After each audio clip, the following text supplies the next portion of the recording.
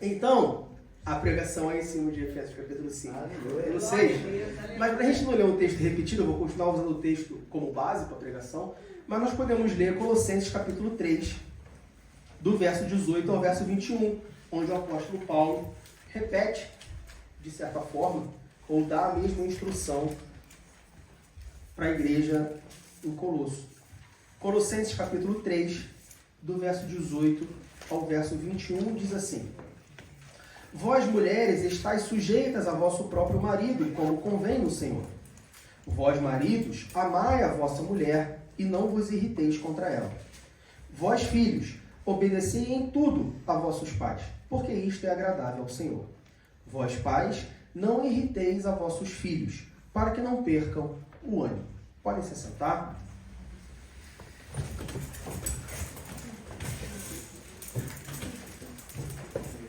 Deixa eu voltar aqui para Efésios. Isso é bom, meu irmão. Isso é bom que a gente vê que está todo mundo em sintonia. Uma igreja em sintonia é uma igreja debaixo da presença de Deus, porque Deus é em sintonia. Bom, a mensagem que eu queria falar nesta manhã, e aí quando o pastor Ivanov me chamou para pregar hoje, ele falou, culto de família e tal, então leva uma mensagem, uma pregação e uma pregação voltada para a família. Eu queria falar sobre pilares, ou nós vamos falar nesse programa sobre 4 pilares da família cristã. A família, como todos sabem, é um projeto de Deus. Deus, ele projetou a família, Deus, ele criou a família, Deus, ele pensou a família. Se você tiver qualquer dúvida em relação a isso, basta você ir lá para Gênesis capítulo 1, do verso 26 ao 28, você vai ver que Deus, ele forma o homem, Deus, ele forma a mulher, e ele forma o homem para conhecer a mulher, e procriar, e gerar filhos. Ou seja, lá em Gênesis capítulo 1, na criação de todas as coisas, durante aqueles 6 dias, ali Deus já formou, já criou o projeto, já idealizou o projeto família. Então não há dúvida de que a família é um projeto criado por Deus. Não só um projeto criado, mas é um projeto, vamos dizer assim, financiado, claro, não no sentido financeiro, monetário, mas financiado no sentido de incentivado, no sentido de apoiado, no sentido de, olha, vai na frente, forma a tua família, que eu vou estar com você e a tua família vai ser uma bênção. Não só para mim, mas também para a congregação, a comunidade que você vive, para vocês mesmos, os membros dessa família. No entanto, no mundo que nós vivemos atual, um mundo que jaz no maligno, como a própria palavra diz, no mundo onde toda a moral divina foi deturpada, toda a lei divina foi quebrada, um mundo onde, como nós bem podemos ver, um mundo conturbado, a família ela tem sofrido a maior parte, vamos dizer assim. Tudo afeta a família, exatamente tudo. Por mais insignificante, por mais pequeno, por mais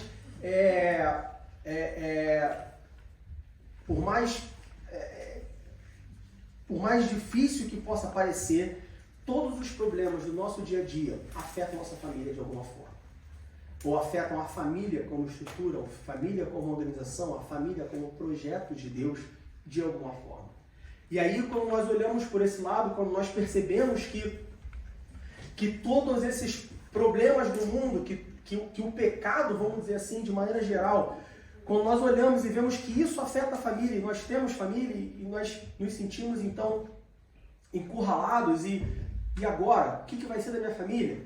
Quando nós olhamos para isso, nós temos esse sentimento, nós olhamos para a Bíblia, nós vemos que a Bíblia nos dá bases, nos apresenta algumas bases sobre como ter uma família saudável, como ter uma família abençoada, como ter uma família firmada e fundada em Deus, mesmo essa família estando contida no mundo onde há problemas, onde há aflições, onde há ideias deturpadas, onde as leis são quebradas.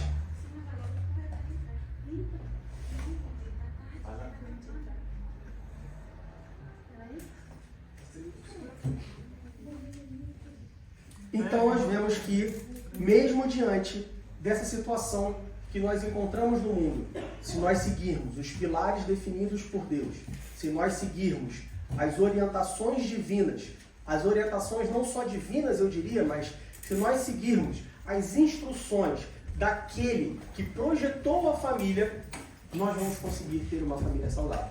Não é muito difícil a gente pensar nisso. Se a gente pegar, por exemplo, um engenheiro, se a gente pegar, por exemplo, um arquiteto, você quer fazer uma casa, quer construir uma casa, você contrata um engenheiro vai projetar aquela casa.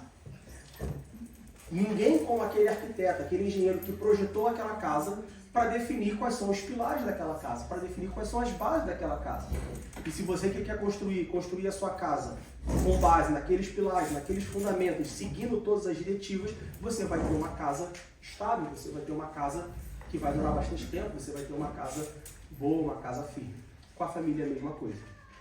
E aí, quando nós trazemos essa analogia com uma edificação, quando nós olhamos lá, o próprio Jesus, quando ele fala sobre a casa edificada na rocha, sobre a casa edificada no meio da areia, a Bíblia, ela mesmo usa essa comparação entre a edificação, sobre as bases de uma edificação. Como eu disse, uma edificação ela precisa de pilares. Toda casa, toda edificação, ela possui pilares, ela possui base, ela possui colunas. E essas colunas são fundamentais para não deixar o edifício ruir, para não deixar o edifício cair, para não deixar o edifício ficar torto. A nossa família, como uma edificação, ela também possui bases. A nossa família, como edificação, ela também possui pilares. E esses pilares, se eles forem frágeis, se eles forem fracos, se eles não forem do tamanho certo, se eles não tiverem a composição correta, vai fazer com que a nossa família vá ruir. Vai fazer com que a nossa família sofra as intempéries, sofra os ataques, sofra os efeitos do seu redor, ou seja, do mundo em que nós vivemos.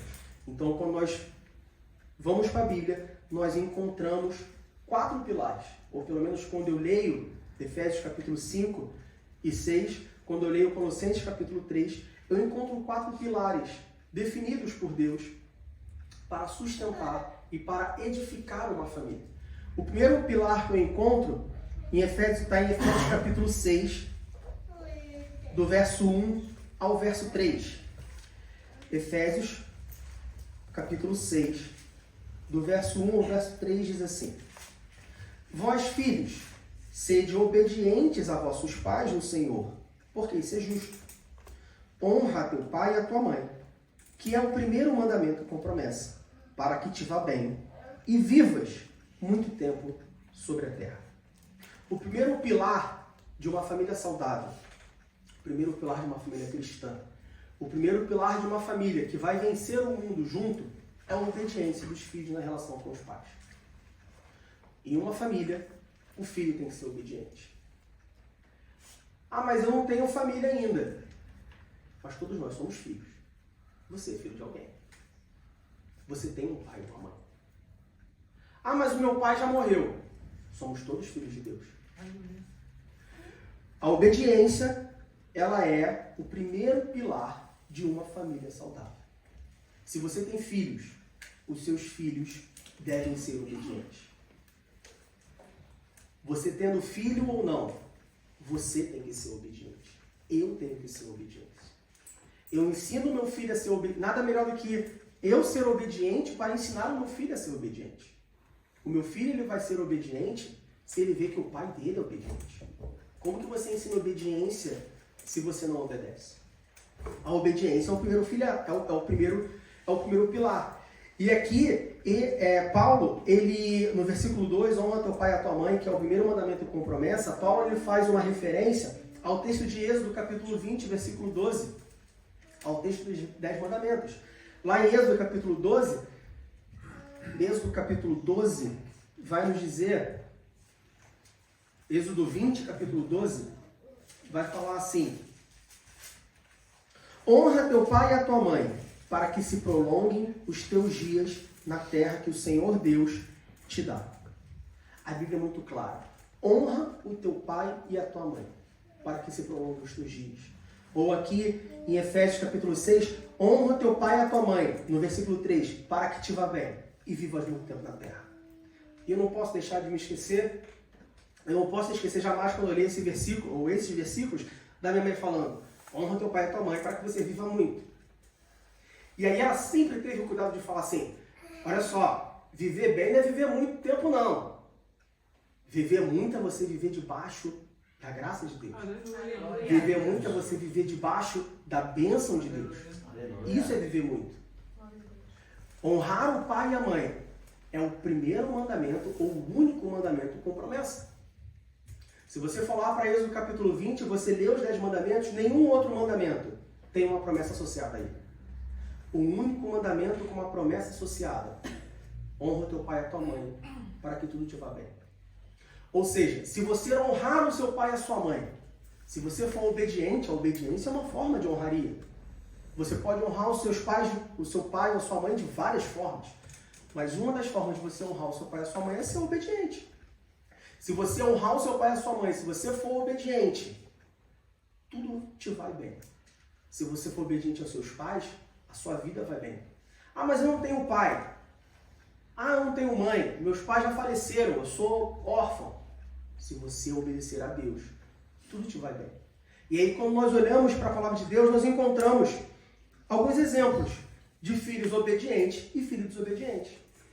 Quando a gente vai, por exemplo, para Juízes, capítulo 14, do verso 1 ao verso 9.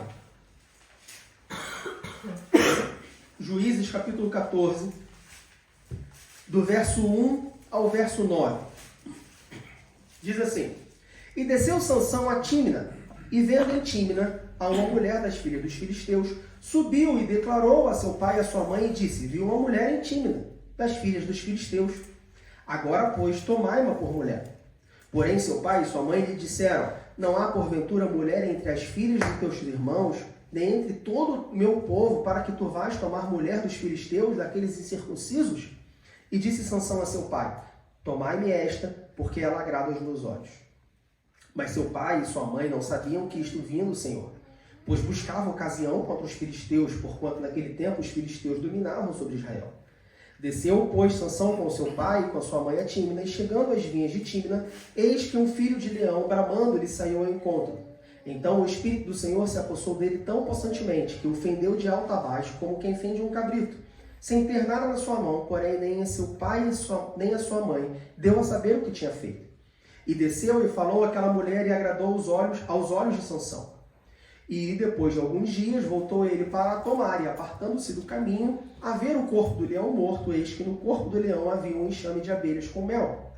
E tomou-o nas suas mãos, e foi-se andando e comendo dele. E foi-se a seu pai e a sua mãe, e deu-lhes dele, e comeram. Porém, não lhes deu a saber que tomaram o mel do corpo do leão. Sansão foi um filho desobediente.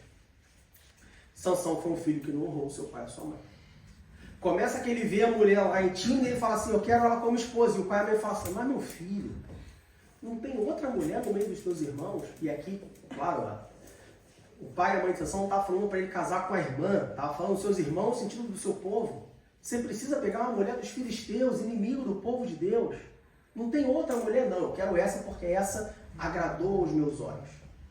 Foi lá e tomou a mulher. Mas Sansão também desobedeceu no versículo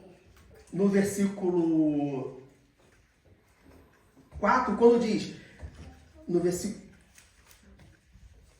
5, quando diz: Desceu, pois, Sansão com seu pai e com sua mãe a Tímina, e chegando às vinhas de Tímina.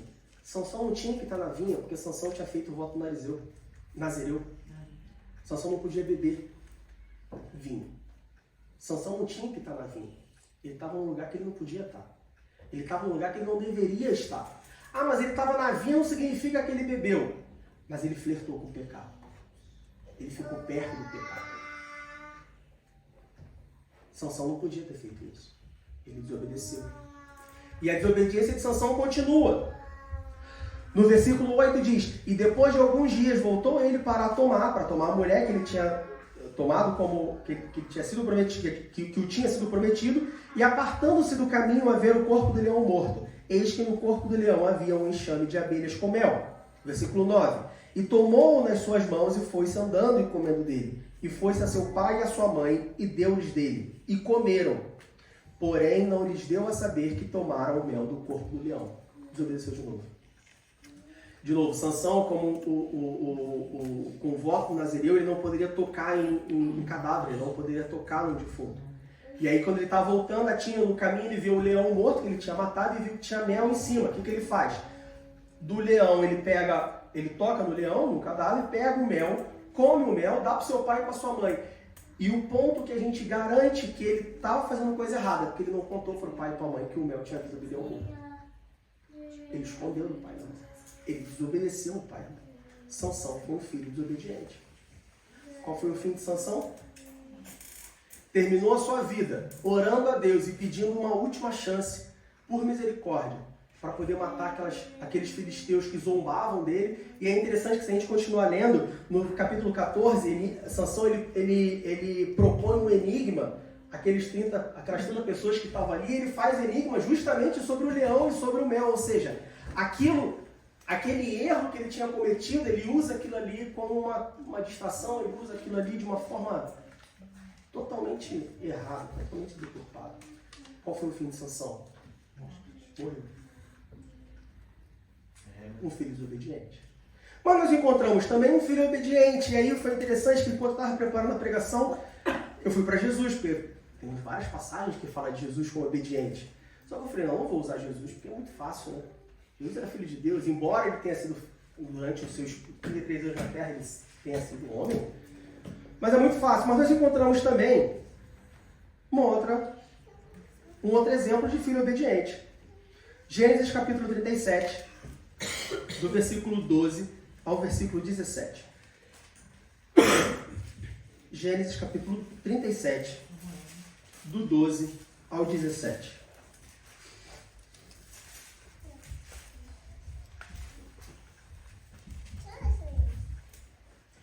Gênesis 37, do 12 ao 17, diz assim: E seus irmãos foram apacentar o rebanho de seu pai junto de Siquém. Disse, pois, Israel a José: Não apacentam os teus irmãos junto de Siquém? Vem, enviar-te-ei a eles.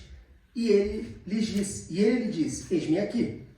E ele lhe disse: Ora, vai e vê como estão teus irmãos e como está o rebanho, e traze-me resposta. Assim o enviou do vale de Hebrom, e José veio a Siquém. E achou um varão, porque ele andava errado pelo campo, e perguntou-lhe o varão, dizendo: Que procuras? Versículo 16. E ele disse: Procuro meus irmãos, dize-me, peço-te, onde eles apacentam? E disse aquele varão: Foram-se daqui, porque ouvi-lhes dizer: Vamos a Dotã. José, pois, seguiu seus irmãos e achou-os em Dotã. José foi um filho obediente. Jacó chama José e fala assim: José, os teus irmãos foram apacentar as ovelhas perto de Siquém. Vai lá, vê como eles estão, vê como o rebanho está, volta aqui e me conta. E você pode falar assim: mas por que José foi obediente? Ele foi ali ver. Certamente as ovelhas eram apacentadas, o pasto que as ovelhas eram apacentadas, era no quintal da casa de Jacó. Era perto. Não, meu irmão. Eles estavam em Hebrom. De Hebrom a Siquém tem cerca de 80 quilômetros. José, inicialmente, iria andar 160 quilômetros. José sabia a distância, ele sabia como é que chegava a Siquém, então ele sabia a distância. De Hebrom a Siquém tem 80 quilômetros. Quando ele chega em Siquém, ele não encontra os irmãos. E aí ele poderia muito bem voltar e falar: pai, não encontrei não, pai. Estou com pressa aí, tenho que brincar. Não encontrei não. Mas ele procura saber onde estão os irmãos. E aí um homem do campo fala assim: ó, teus irmãos estão em Dotã. De Siquém a Dotã são mais ou menos mais 40 quilômetros. Ou seja, José andou 120 quilômetros, mais ou menos, no final das contas. E ele ia andar para frente e depois ia voltar. É que José não voltou, porque os irmãos pegam José, vendem como escravo e tudo mais. Mas o plano inicial era andar 240 quilômetros. Lembrem que José era o filho caçula. Ou seja, os irmãos dele eram tudo barbado, tudo grande. Quando Jacó chama José e fala assim: José, vai a Siquém ver os teus irmãos e o rebanho, José podia ter falado: mas pai, é tudo grande, barbudo, pai. Para que eu vou lá procurar saber deles? Manda um servo, manda um empregado. Pai, são 80 quilômetros, pai. Eu vou andar 80 quilômetros para buscar dos meus irmãos, depois andar mais 80. Eu tenho coisa para fazer, pai. E José era o filho preferido, talvez até conseguisse algum sucesso, mas não. Jacó chama José e fala: ó, vai perto de Siquém, traz notícia dos teus irmãos e do rebanho. José, vai para Siquém. Chega em Siquém, não achou os irmãos. Ao invés dele voltar e falar, pai, não achei, fui cumprir a minha missão. E aí na semana passada a gente ouviu uma pregação pelo irmão Luiz sobre obediência. A gente vê que a gente pode obedecer, né? José podia ter falado, ó, eu fui lá, não achei, não sei, pai. Mas não, José falou, não, a minha instrução foi, busca a notícia dos teus irmãos e do rebanho. Onde estão meus irmãos? Estou em Dotã. Vou andar mais 40 quilômetros e depois voltar a 120 quilômetros. Mas eu preciso obedecer o meu pai e dar notícia dos meus irmãos e do meu rebanho. José foi um filho obediente. Qual foi o fim de José? O maior governador do Egito que ele já teve. Abaixo de Faraó era ele que mandava. No momento da fome, no momento em que não tinha nada, Egito era o único lugar da região que tinha alimento. Tanto que Jacó vai para o Egito. Vai para o Egito. Os irmãos de José vão para o Egito para buscar alimento. Um filho obediente. Honrou o pai e a mãe. Viveu bem. Viveu muito. Talvez não viveu tanto em termos de ano quanto poderia ou quanto deveria. Mas, de novo, viver muito não significa viver muitos anos. Significa viver bem. Significa viver debaixo da vontade de Deus, debaixo da direção de Deus, debaixo da bênção de Deus. José passou muitos problemas. Poxa, mas ele foi um filho obediente, passou por vários problemas. Sim, mas sempre debaixo da direção de Deus. Sempre debaixo da mão de Deus. Sempre debaixo da bênção de Deus. No tempo certo, floresceu e ele virou governador. Um filho obediente. Sansão, um filho desobediente. José, um filho obediente. O primeiro pilar de uma família saudável, uma família cristã saudável, obediência aos filhos na relação com os pais. Você quer uma família cristã, uma família saudável? Os filhos têm que ser obedientes. Ah, mas eu não tenho pai nem mãe. Obediência a Deus. Deus é o nosso pai. Todos aqui somos filhos de Deus. Se nós somos filhos de Deus, nós temos que obedecer a Deus. E aí, de novo, na semana passada nós ouvimos uma excelente pregação sobre obediência a Deus. Seja obediente a Deus. Quando eu, como pai, sou obediente a Deus, o meu filho, ele vê a minha obediência a Deus e ele entende o que é obediência. Ele aprende o que é obediência. E ele será obediente não só a Deus, mas também a mim. Não só a mim, mas também a mãe dele. Não só aos pais dele, mas também às autoridades, mas também aos líderes. Nós estamos, como nós falamos na escola dominical hoje, nós estamos debaixo de liderança o tempo inteiro. E nós temos que ser obedientes a todos eles. Quer nos faça bem ou mal, nós temos que ser obedientes. Então, primeiro pilar, a obediência dos filhos na relação com os pais. Deus, como nosso pai, ele se agrada de filhos obedientes. Deus não tem filho preferido, mas o obediente ele olha com carinho, porque ele sabe que é obediente. Ele sabe que aquilo ele pode contar. Obediência. O segundo pilar de uma família cristã que eu encontro em Efésios, no capítulo 6, capítulos 5 e 6, ou Colossenses, capítulo 3, é a educação dos pais no convívio com os filhos. Os pais devem educar os seus filhos. Os pais devem educar os seus filhos. Quem educa filho não é escola. Quem educa filho não é babá. Não é a babá. Quem educa filho não são os amigos da rua. Quem educa o filho não são de hipótese nenhuma os avós. Avô não é para educar filho, avô é para estragar filho. Tudo que avô e avó menos faz é educar. Só estraga. Quem educa filho não é o tio, é a tia. Quem educa o filho são os pais. O segundo pilar de uma família cristã saudável, uma família cristã firme, uma família cristã que vai resistir os ataques do inimigo, que vai conseguir sobreviver no mundo em que nós vivemos, é uma família onde os pais educam os filhos. E aí, Efésios capítulo 6, versículo 4 diz assim: E vós, pais, não provoqueis a ira a vossos filhos, mas criai-os na doutrina e admoestação do Senhor. Digo, como assim provocar a ira aos filhos? Bom, quando nós olhamos o texto, nós analisamos o texto, um pai ele pode provocar a ira dos filhos de duas formas. A primeira forma é provocar a ira dos filhos pela falta de educação, e a outra forma é provocar a ira dos filhos pelo excesso de educação. A falta de educação e o excesso de educação São duas maneiras de provocar a ira dos filhos. Provérbios capítulo 29, versículo 15 diz assim: a vara e a disciplina dão sabedoria, mas a criança entregue a si mesma vem a envergonhar a sua mãe. É a falta de educação. Uma criança mal educada. O pai provoca a ira do filho com uma criança mal educada. Às vezes você vê o filho rebelde, você vê o filho todo cheio de si e tal. Aí quando você vai analisar o caso, quando você manda para um terapeuta, quando você conversa, é um filho mal educado. Não teve educação, fica rebelde. O pai provocou a ira do filho. Às vezes achou que estava fazendo bem, não educando da forma apropriada, ou deixando fazer o que queria.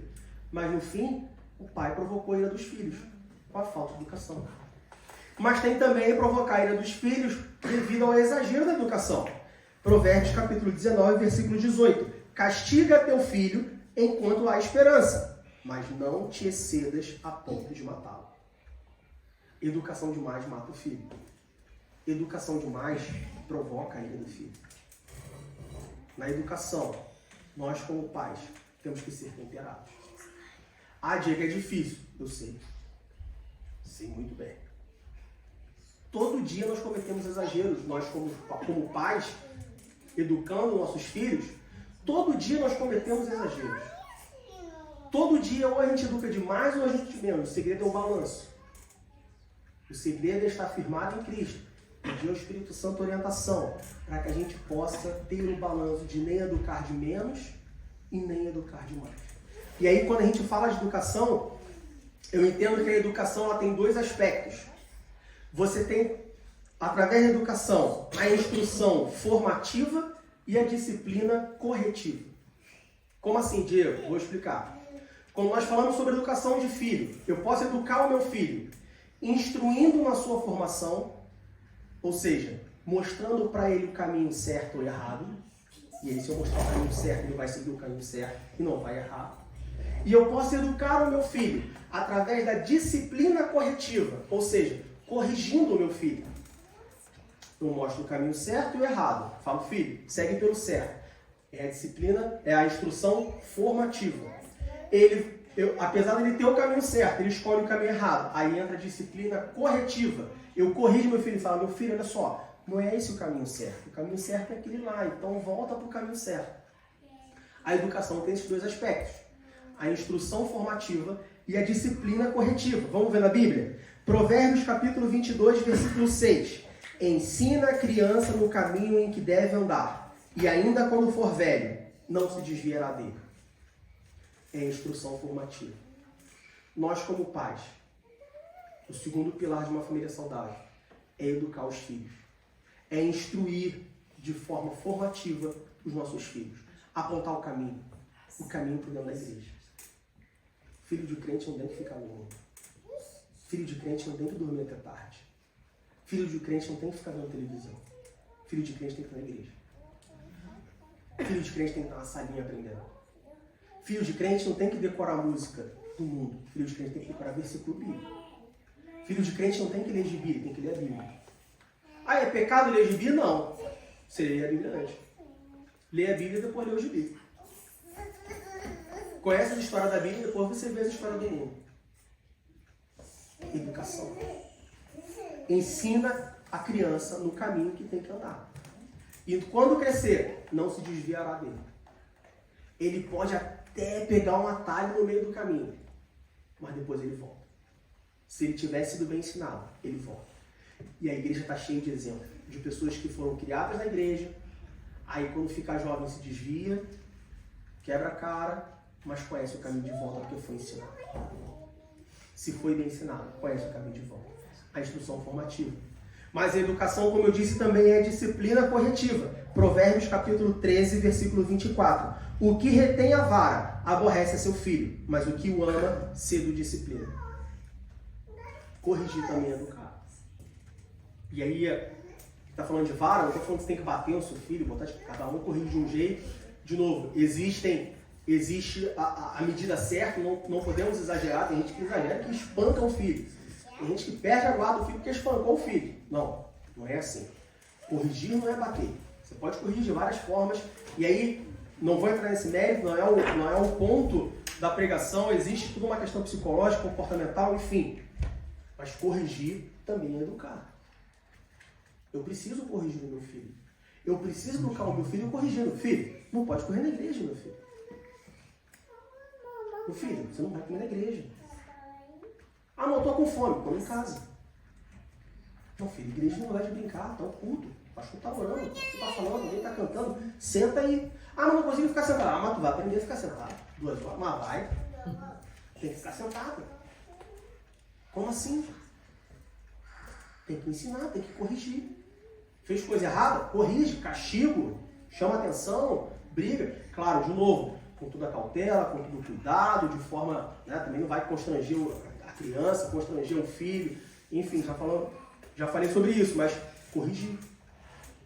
Como eu falei de manhã, o cajado do pastor tem a voltinha para puxar, mas tem a pontinha para espetar. Ou seja, tem o carinho, mas tem a correção. Um filho sem correção está provocando a ira do seu filho. Segundo pilar, para uma família cristã saudável, uma família cristã firme, é a educação dos pais no convívio com os filhos. E de novo, excessos vão acontecer porque nós somos carne. Nós como pais, nós somos carne. Então você vai ter às vezes vai exagerar um pouco mais, às vezes um pouco menos, uma resposta mais rica, podia deixar passar, enfim. Aí é o Espírito Santo que nos conduz. Mas nós precisamos sermos temperados. Nós precisamos primeiro da instrução formativa, depois da disciplina corretiva. A gente não pode inverter essa ordem de forma nenhuma. Sabe por quê? Porque essa ordem foi definida por Deus. Quer ver uma coisa?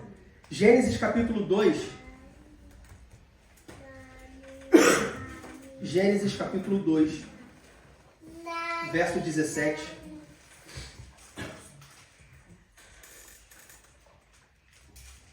Gênesis capítulo 2, verso 17. Depois 3, versículo 11. Depois do 16 ao 19. Gênesis 2, 17 diz assim: mas da árvore da ciência do bem e do mal, dela não comerás, porque no dia em que dela comeres, certamente morrerás. Instrução formativa.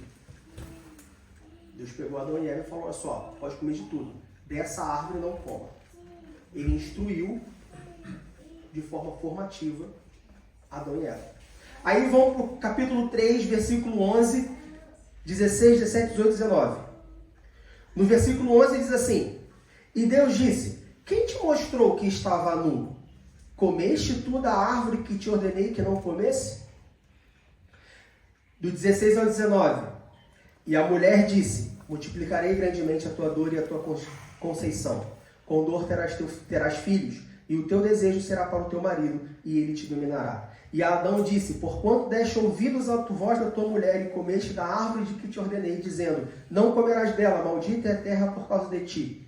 Com dor comerás dela todos os dias da sua vida. Espinhos e cardos também te produzirá, e comerás a erva do campo. No suor do teu rosto comerás o teu pão, até que te tornes a terra, porque dela foste tomado, porquanto és pó, e em pó te tornarás. A instrução corretiva, a instrução formativa, a disciplina corretiva. Existe uma ordem criada por Deus. Deus ele não chamou para Adão e Eva e falou assim: por que vocês comeram o fruto proibido? Isso vai acontecer. E eles falaram assim: mas Deus, a gente não sabia que não podia comer. Não, eu estou falando agora, não pode comer não. Não, primeiro ele avisa, depois ele corrige. Deus faz assim conosco. Alguém aqui já foi corrigido sem ser avisado? Alguém aqui já foi corrigido por Deus sem ter sido avisado antes que não poderia fazer? Ou sem ter sido avisado antes qual era o caminho certo? De maneira nenhuma. Porque primeiro Deus instrui, depois Deus corrige. Não há correção sem instrução. Como que você corrige uma coisa que não foi instruído primeiro? Nós como pais, primeiro a gente instrui, depois a gente corrige, de forma moderada e ordenada. Essa ordem foi criada por Deus, lá no Jardim do Éden. Ele tratou assim com ela. Primeiro ele chamou o homem, chamou a mulher e falou: ó, desse fruto você não come. Tudo bem? Entendido? não pode comer. Tudo bem, Deus, não vou comer. Comeram, sabiam que tinham comido, sabiam que tinha feito coisa errada, tanto que se esconderam, perceberam que estava luz e esconderam. Deus chega e fala assim, não falei para você não comer, meu filho? Pois é, comi. Então agora o castigo vai ser esse. A educação dos pais no convívio dos filhos. Alguns pais têm a tendência de enfatizar mais na instrução, outros mais na correção. Tem que ser calibrado. Instrução e correção. Primeiro a instrução, depois a correção. E aí quando nós vamos para Lucas capítulo 22, versículo 34. Lucas capítulo 22, verso 34.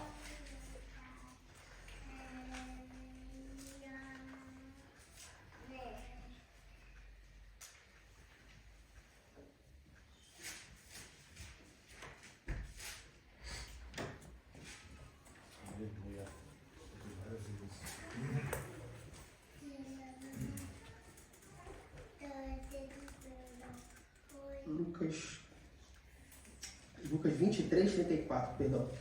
Lucas capítulo 23, verso 34. Diz assim: E dizia Jesus, Pai, perdoa-lhes, porque não sabem o que fazem. E repartindo as suas vestes, lançaram sorte. Deus, em nenhum momento, ele corrige mais ou menos do que foi instruído. Sempre que Deus te corrigir, pode ter certeza, você foi instruído acerca daquilo. Aqui fica bem claro quando Jesus fala, Pai, perdoa, porque eles não sabem o que fazem. Em outras palavras, Jesus fala assim, Pai, não corrige eles, porque eles não foram instruídos acerca disso. Eles não estão sabendo desse problema, eles não estão sabendo desse comportamento. Então não corrige. Corrige o que eles sabem. Deus faz assim conosco. Ele só nos corrige naquilo que nós somos instruídos. Então, o segundo pilar de uma família cristã saudável é a educação dos pais no convívio com os filhos. Quer ter uma família feliz? Quer ter uma família saudável? Quer ter uma família cristã? Quer ter uma família abençoada? Eduque seus filhos. Instrução formativa, disciplina corretiva. O terceiro pilar de uma família cristã saudável, baseado na Bíblia, não estou tirando da minha cabeça, a Bíblia me dá isso. O próprio projetista da família nos dá esses 4 pilares. O terceiro pilar, Efésios capítulo 5, do verso 22 ao verso 24 e o verso 33. Efésios 5, 22 a 24 e 33 diz assim, do 22 ao 24. Vós, mulheres, sujeitai-vos a vosso marido como ao Senhor, porque o marido é a cabeça da mulher, como também Cristo é a cabeça da igreja, sendo ele próprio o salvador do corpo. De sorte que, assim como a igreja está sujeita a Cristo, assim também as mulheres sejam em tudo sujeitas a teu marido. E o verso 33 diz, assim também vós, cada um em particular, ame a sua própria mulher como a si mesmo, e a mulher reverencie o marido. O terceiro pilar de uma família cristã saudável é o respeito da esposa pelo marido. Uma família onde a esposa não respeita o marido é uma família fadada ao fracasso. Essa família vai ruir em algum momento. Diego, olha só, você está sendo machista, não gostei desse discurso, não é assim que eu acho. Bom, vamos separar as coisas. Primeiro a gente tem que entender que o mundo em que nós vivemos, ele tem e vai continuar deturpando todas as leis divinas. Você não pode esperar que o mundo obedeça às leis divinas. Você não pode esperar que o mundo reverencie as leis divinas. Então o que ele faz, ele deturpa. Como o pastor falou na leitura oficial. Quando a gente fala sobre submissão, sobre a mulher ser submissa, a gente não está falando de escravidão. Paulo não está falando que a mulher tem que ser escrava do marido. Paulo não está falando que a mulher tem que abaixar a cabeça para o marido. Paulo não está falando que a mulher tem que aceitar apanhar do marido. Paulo não está falando que a mulher tem que ser escrava sexual do marido. Não. Paulo está falando de respeito. Paulo está falando de respeito. Vós, mulheres, sujeitai-vos, sede submissas, respeite os vossos maridos, como ao Senhor. A mulher tem que respeitar o marido como ela respeita Deus. A mulher tem que se relacionar com o marido como ela se relaciona com Deus. Esse é o terceiro pilar de uma família saudável, uma família cristã. E aí, para isso, para a gente poder ter esse entendimento, a gente tem que entender que quando a Bíblia fala que a mulher, quando Paulo fala que a mulher tem que respeitar o marido, porque o marido é a cabeça, assim como Cristo é a cabeça da igreja, Paulo não está falando de maior ou menor. Quem fala de maior e menor é o mundo. Quem fala de direitos iguais é o mundo. O mundo deturpou a lei divina para criar a inimizade entre o homem e a mulher. A Bíblia já fala disso há muito tempo. Bobo é quem cai nessa história. Em nenhum momento Paulo fala sobre um ser maior do que o outro. O pé é melhor ou pior que a cabeça? A mão é melhor ou pior que a cabeça? É apenas diferente. Cada um tem a sua função. Paulo não está falando de superioridade. As funções são diferentes. Ah, mas eu não aceito. Então briga com Deus. Se mantém firme, se mantém fiel, se mantém salvo. O dia que você morrer ou Jesus voltar, quando chegar lá em cima, você pede uma audiência com Deus e fala: Deus, por que as funções são diferentes? Me explica que eu quero saber. As funções são diferentes. As funções são diferentes desde Gênesis capítulo 3, quando Deus chama Adão e Eva e dá um castigo para um e um castigo para o outro. Ah, mas Deus deu castigo para a mulher de sofredoras de parto porque o homem não pode ter filho. Tá, e por que ele não falou que a mulher comeria do suor do rosto? Não são direitos iguais? Então a mulher tem que comer do suor do rosto também, mas Deus não fala isso para a mulher. Deus não fala para a mulher isso. As funções são diferentes. Tem que ter respeito. A mulher tem que respeitar o marido. Quer goste ou não. Não discuta comigo. Discuta com Deus. De novo, respeito assim como respeito ao Senhor. De novo, não é a submissão, escravidão. Ah, então o homem pode pisar na mulher. Não, a gente vai chegar lá. Você acha que o homem pode... Calma que está guardado. A gente vai chegar lá. Não é escravidão. Não é abusar. A gente vê hoje, e hoje se tem esse entendimento, eu li essa semana uma matéria que dizia que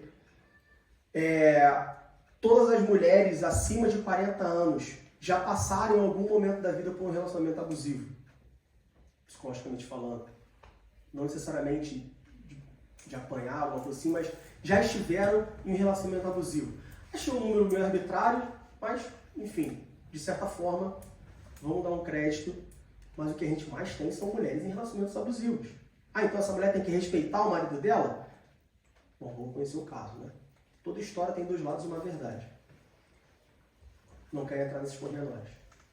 Meu compromisso é com o terceiro pilar de uma família saudável e abençoada por Deus. A mulher tem que respeitar, a esposa tem que respeitar o seu marido, assim como ela respeita a Deus. Não significa que o seu marido é superior a você.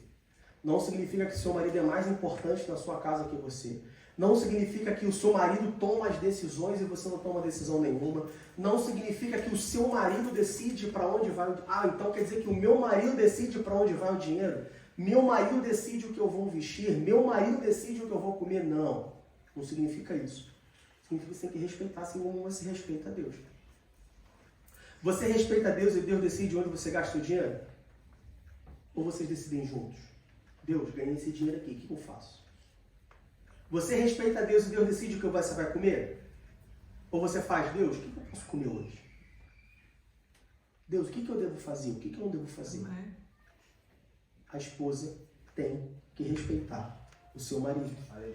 É questão familiar.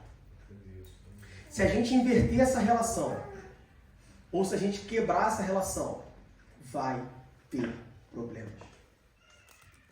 Ah, mas lá em casa é diferente. Lá em casa quem manda é minha mulher. Vai ter problema. Pode ter certeza, alguma coisa vai estar desequilibrada. Não sei o que, não sei a extensão do dano. Alguma coisa vai estar desequilibrada. Porque é um mandamento, é uma ordem divina. Não uma ordem, mas é É um pilar divino, é um preceito divino. E tudo que Deus cria é perfeito. A Bíblia diz que a vontade de Deus é boa, perfeita e agradável. Ou seja, é o perfeito do perfeito. E se Deus criou a mulher para ser submissa ao marido, a esposa para ser submissa ao marido, se Deus mandou a esposa respeitar o marido, se essa relação for ou quebrada, ou seja, a esposa não respeita o marido, ou invertida, é o marido quem respeita a esposa, alguma coisa vai sofrer. Algum problema vai ter. A casa vai ficar capenga. Pode ser que ela caia, pode ser que ela continue aos trancos e barrancos e viva 50 anos de feliz matrimônio. Da porta para fora, não da porta para dentro. São funções diferentes. Não, de novo, não concordo. Não briga comigo. Não briga com o mensageiro.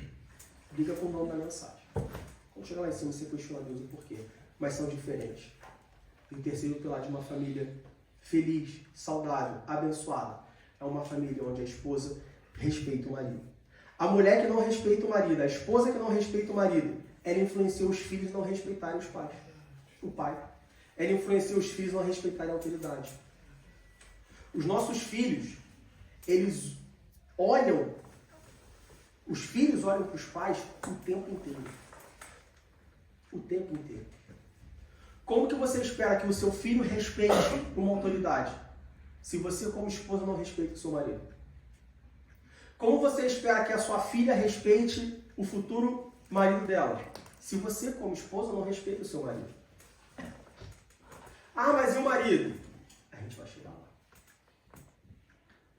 Terceiro pilar de uma família feliz, saudável, abençoada por Deus. É uma família onde a esposa respeita o marido. Por fim, eu falei que seriam quatro. O quarto pilar de uma família cristã feliz, saudável e abençoada.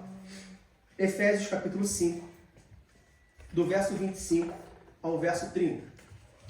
Efésios capítulo 5, do 25 ao 30, diz assim: Vós, maridos, amai vossa mulher, como também Cristo amou a igreja, e a si mesmo se entregou por ela, para a santificar, purificando-a com a lavagem da água pela palavra, para apresentar a si mesmo igreja gloriosa, sem mácula, sem ruga, nem coisa semelhante, mas santa e irrepreensível.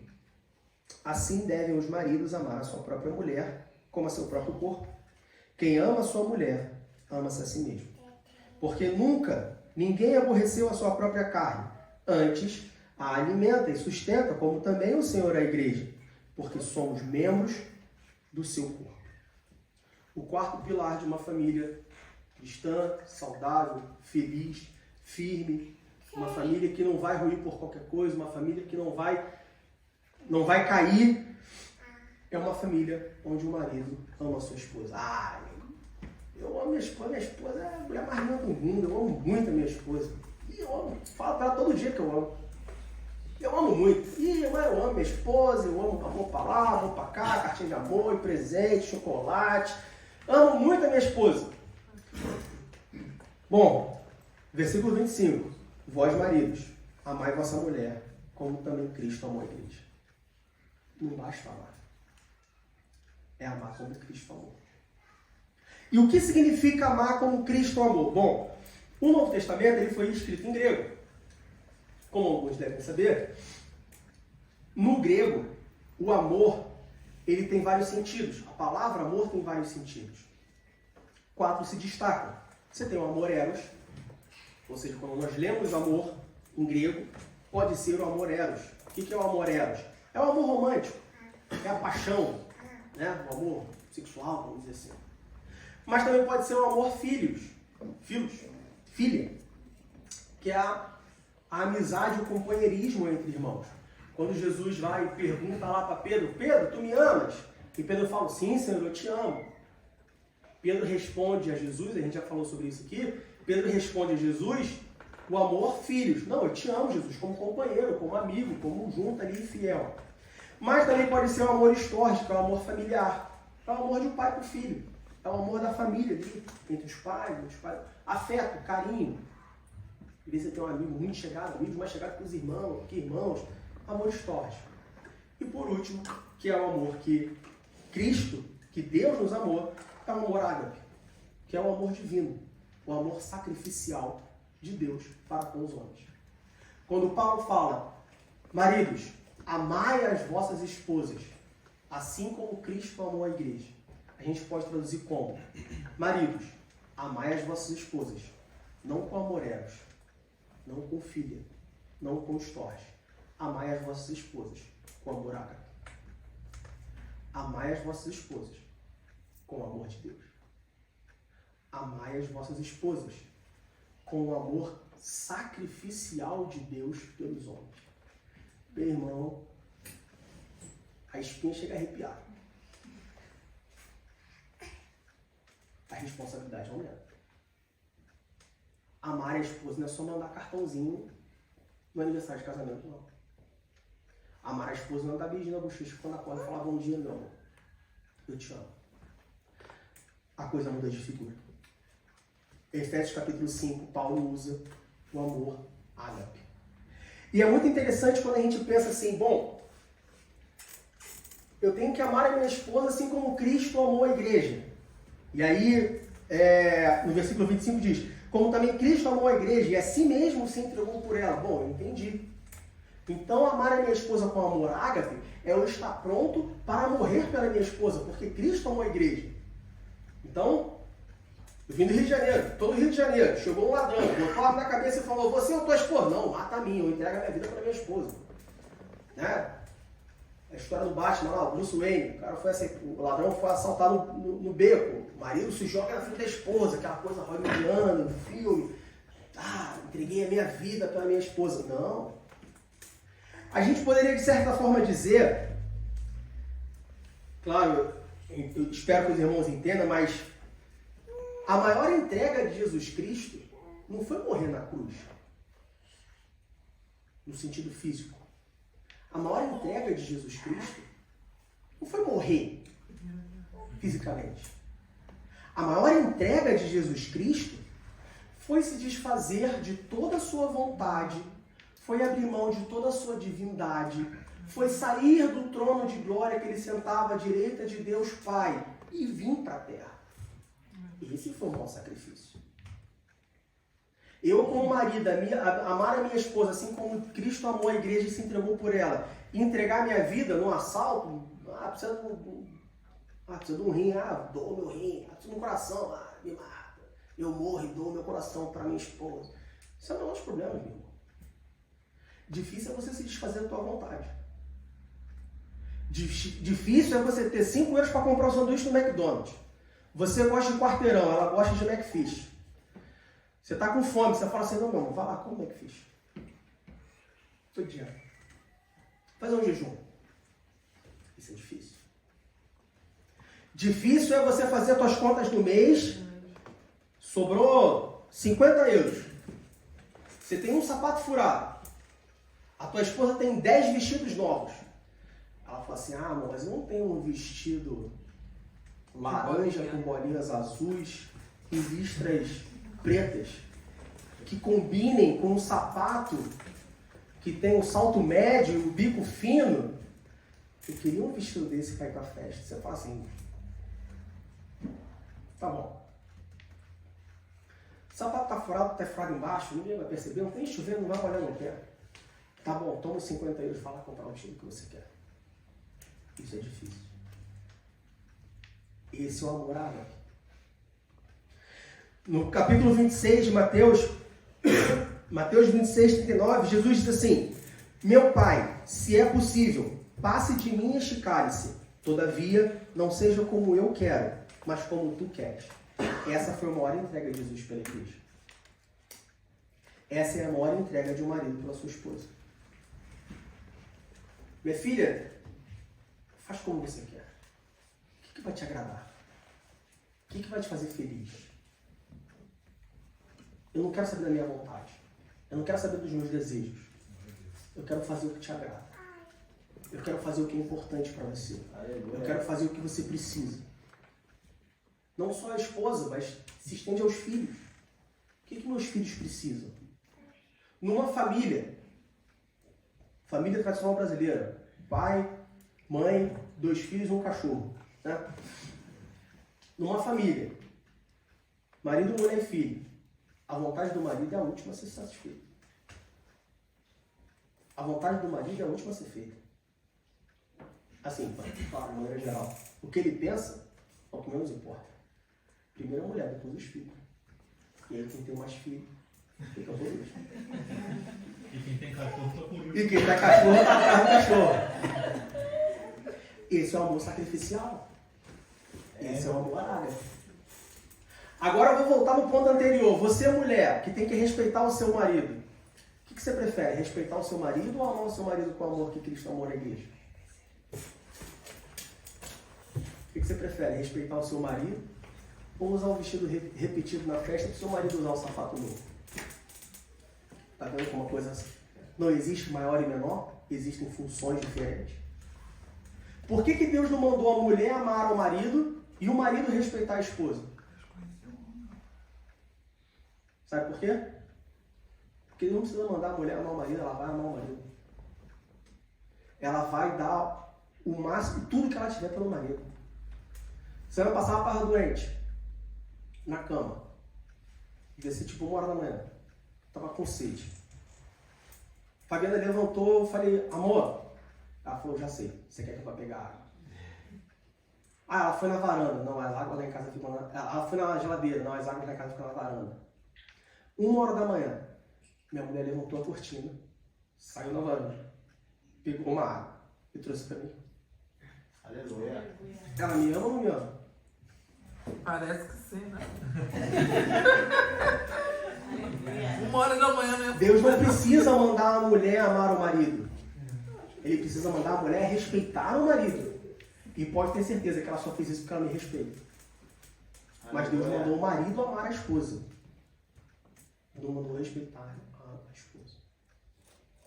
Marido, ame a esposa com amor ágape.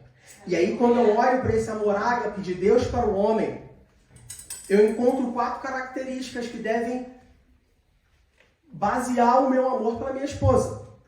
Primeiro, o amor ágape é uma decisão. Você toma a decisão de amar.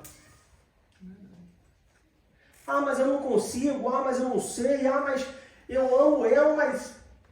Pessoal, meu irmão, eu amo ela, mas só de noite. Porque ela tá arrumada de manhã, com um bafo de leão, quando acorda.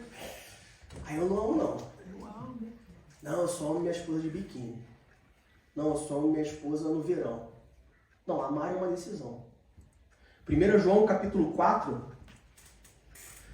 1 João capítulo 4, versículo 19. 1 João 4, 19. Nós o amamos porque ele nos amou primeiro. Deus tomou uma decisão, ele falou, eu vou amar o Diego. Deus ele falou, eu vou amar aquelas pessoas.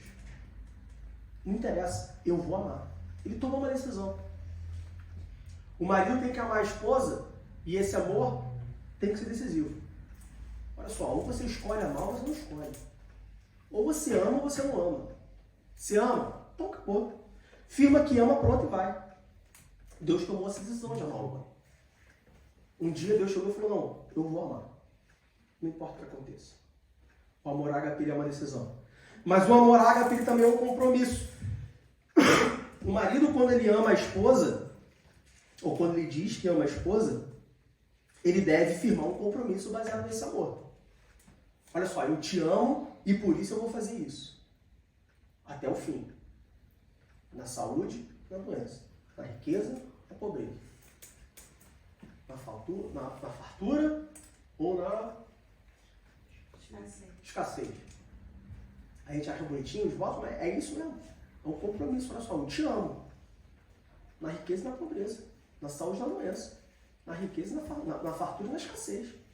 Não importa o que aconteça. E aí quando a gente vai para Romanos capítulo 3... Romanos capítulo 3, do verso 23 ao 26, a gente encontra. Porque todos pecaram e destituídos estão da glória de Deus, sendo justificados gratuitamente pela sua graça, pela redenção que há em Cristo Jesus, ao qual Deus propôs para a propiciação pela fé no seu sangue, para demonstrar a sua justiça pela remissão dos pecados dantes cometidos, sob a paciência de Deus, para a demonstração da sua justiça neste tempo presente, para que ele seja justo e justificador daquele que tem fé em Jesus. O amor de Deus é um amor com compromisso. Ele decidiu te amar e ele fez um compromisso que mesmo que você peque, aí no versículo 25 diz assim, para demonstrar a sua justiça pela remissão dos pecados dantes cometidos, sob a paciência de Deus. Ou seja, nós cometemos pecados sob a paciência de Deus. Deus está vendo a gente cometer o pecado, mas ele é paciente. Mas ele firmou um compromisso. Que se nós pedimos perdão, ele é fiel e justo para nos salvar tudo. E nos salvar, nos libertar, nos purificar do pecado. E nos salvar para ter uma vida eterna com ele. Deus ele firmou um compromisso. Na quarta base de uma família cristã, feliz, saudável e abençoada, o marido tem que amar a sua esposa com amor ágape, com o amor de Deus. Um amor que tem compromisso. Mas o amor ágape, ele também exige uma ação. Não basta eu decidir amar, não basta eu ter o compromisso de amar. Olha só, eu te amo, se você me respeitar, eu vou cuidar de você por toda a sua vida. Não, tem que ter uma ação. João 3,16 diz, porque Deus amou o mundo de tal maneira que deu seu Filho unigênito, para que todo aquele que nele crê não pereça, mas tenha vida eterna. O amor ágape, ele envolve uma ação. Deus ele tomou a ação de enviar o Filho. Não importa se vai aceitar ou se não vai. Não importa se vai crer ou se não vai. Ele enviou o Filho. Ele fez a ação. Ele não esperou ver quantas pessoas iam crer ou não iam crer, se as pessoas iam pedir, se não iam pedir, se as pessoas iam aceitar ou não, e aí pegar a quantidade de pessoas e ver se era viável, ver se ia ter algum benefício. Não. Ele tomou uma ação. Ele enviou o Filho. O Filho podia ter vindo e ninguém acreditava. E 2023 anos se passaram, ninguém acreditou e o Filho vem em vão até hoje. Podia ter acontecido. Mas ele tomou uma ação. O marido que ama a esposa, como Cristo amou a igreja, ele tomou uma ação. Não importa se a esposa vai gostar ou não, se a esposa vai agradar ou não, se a esposa vai pegar água de madrugada ou não. Ele toma uma ação. Eu tenho que cuidar da minha esposa. Eu tenho que velar pela minha esposa. Eu tenho que prezar pelo bem-estar da minha esposa. A minha esposa tem que estar feliz. Minha esposa tem que estar contente. Minha esposa tem que estar alimentada. Minha esposa tem que estar quentinha. Minha esposa tem que estar confortável. Não importa o que aconteça. Eu firmei um compromisso. Eu tomei uma decisão. E eu tenho que tomar uma ação. E por último, o amor de Deus, o amor ágape de Deus pelo homem, ele é um amor incondicional. Romanos capítulo 5, versículo 8. Mas Deus prova o seu amor para conosco, em que Cristo morreu por nós, sendo nós ainda pecadores. Isso é importante nós lembrarmos. Jesus não morreu por mim depois que eu pedi perdão pelos meus pecados. Jesus não morreu por mim depois que eu fiz uma promessa de aceitar Ele como meu único e suficiente Salvador, se Ele morresse por mim. Ele morreu antes de qualquer coisa. O amor de Deus pelo homem é um amor incondicional. O amor de um marido para a sua esposa, ele tem que ser incondicional. E aí eu já vi, a gente no Brasil trabalhava com encontros casais e tem as histórias, tem os casos e tal. Ah, eu não amo minha esposa não faz comida para mim. Como que eu vou amar minha esposa se ela não cuida de mim? Como que eu vou amar minha esposa se ela não faz a comida que eu gosto? Como que eu vou amar minha esposa se ela não sabe passar o colarinho da minha camisa? Não interessa, meu irmão. O seu amor para a sua esposa, para com a sua esposa, é um amor ágape. É um amor de Deus para com os homens.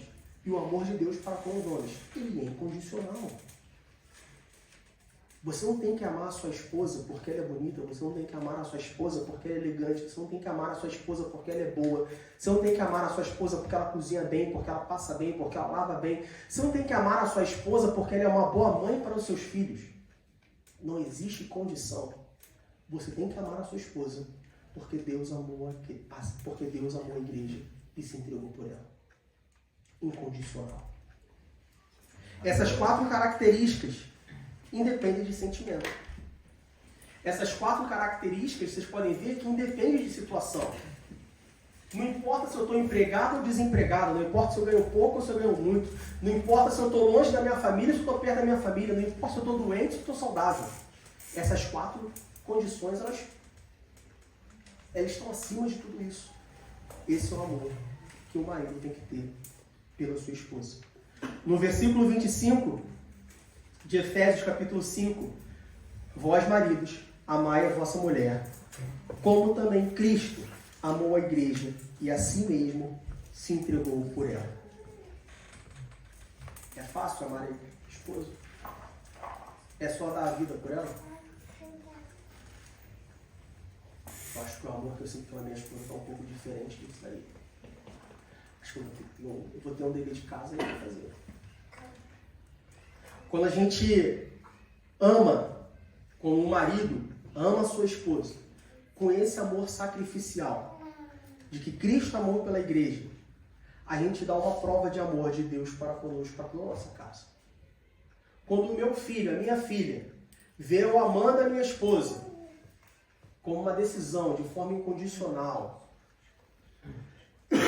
com compromisso, agindo em prol dela, os meus filhos falam assim: é assim que Deus me ama, é assim que Deus me trata, é assim que Deus fala comigo. É o exemplo que você dá. Como marido, quando ama sua esposa com o amor de Cristo. Esse é o 4º pilar de uma família feliz. Esse é o 4º pilar de uma família saudável. Esse é o 4º pilar de uma família abençoada. Se alguma família, seja ela crente ou não crente, aí claro, se for uma família não cristã, vai estar muito mais suscetível, muito mais propício. Mas qualquer família, se ela apresentar qualquer tipo de problema, seja crônico ou passageiro, algum desses pilares foi quebrado. Tenho 15 anos de casado, vou completar em março, dia 22 de março. Em 15 anos de casado, não, mas todo casal briga, todo casal tem as suas diferenças, sim, claro, sem dúvida nenhuma. Uns brigam por mais tempo, outros brigam por menos tempo, uns brigam, mas faz as pazes logo em seguida, enfim. Pode ter certeza. Toda vez que um casal briga, toda vez que uma família briga, algum desses pilares foram quebrados. Ah, mas foi só uma discussão bobinha. Algum desses pilares foram quebrados. Ah, mas foi discussão de casal novo, sabe? Aquela coisa de vai fazer a primeira compra do bem, e discute sobre se vai levar Yakult ou Chamento. Algum desses pilares foram quebrados. Não importa se é um problema crônico ou se é um problema passageiro. E por passageiro, não quero dizer 2 meses, 3 meses, 1 ano. Não, às vezes passageiro de 2 minutos. Acordou, deu um bom dia, não escovou o dente no noite anterior, o bafo estava mais fedido que fedorento. Aí ficou ali chateadinho, mas no café estava bem já. Alguns desses pilares foram quebrados. Porque uma família cristã, uma família projetada por Deus, uma família debaixo da graça, da presença e da bênção de Deus, ela tem esses 4 pilares firmados. Primeiro, a obediência dos filhos na relação com os pais. O filho tem que ser obediente. Segundo, a educação dos pais no convívio dos filhos. É função dos pais educarem os seus filhos. Não é função da escola. Não é função da igreja. Tem pai que acha que quem tem que educar os filhos é a igreja. Não, eu levo para a igreja para educar os filhos. Mas como assim? Não, educação cristã mesmo. Não. A educação cristã começa em casa. O meu filho não vai recitar o versículo aqui na frente porque a tia da escolinha falou, não. Ele vai recitar o versículo aqui na frente porque durante a semana eu fiquei todo dia. E aí, filho, versículo. E aí, filho, versículo. E aí, filho, versículo. Educação cristã também. Igreja não educa filho, não. Quem educa é o pai. Terceiro, o respeito da esposa pelo marido. E por último, o amor do marido pela esposa, assim como Cristo amou a igreja. Que Deus abençoe em nome de Jesus.